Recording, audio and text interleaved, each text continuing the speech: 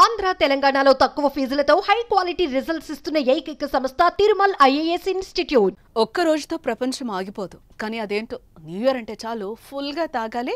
లక్ష ఖర్చైనా ఒక్క రాత్రి రచ్చరచ్చ జరగాల్సిందే.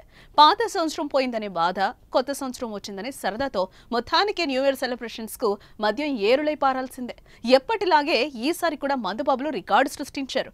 మంచి నీడలా మద్యాన్ని తాగేశారు. డిసెంబర్ 31వ తేదీ ఒక్కరోజే రికార్డు స్థాయిలో మద్యం అమ్మకాలు జరిగాయి.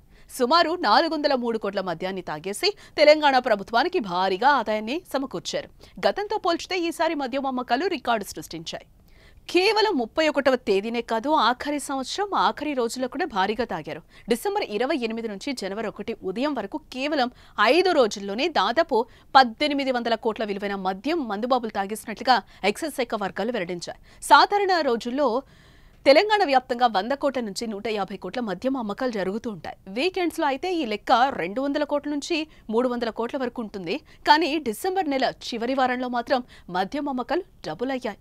ఈ నెల 23వ తేదీన 193 కోట్లు, 24వ తేదీన 197 కోట్లు, 26వ తేదీన 192 కోట్లు, 27వ తేదీన 187 కోట్లు, 28వ తేదీన 191 కోట్లు, 30వ తేదీన 402 కోట్లు, 31వ తేదీన 282 కోట్ల విలువైన మద్యం డిపోల నుంచి మద్యం దుకాణాలకు చేరింది.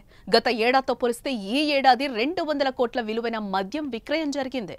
గత సంవత్సరం జనవరి నుంచి డిసెంబర్ వరకు తీసుకుంటే ఏకంగా 37,682 కోట్ల విలువైన 3.76 కోట్ల కేసులు లిక్కర్, 5.47 కోట్ల కేసుల బీర్లు అమ్ముడుపోయినట్లుగా అధికారిక గణాంకాలు తెలిపాయి.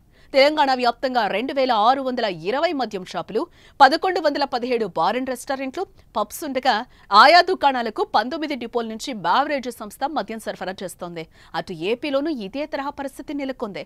అక్కడ కూడా మందుబాబులు తగ్గేదేలే అన్నారు.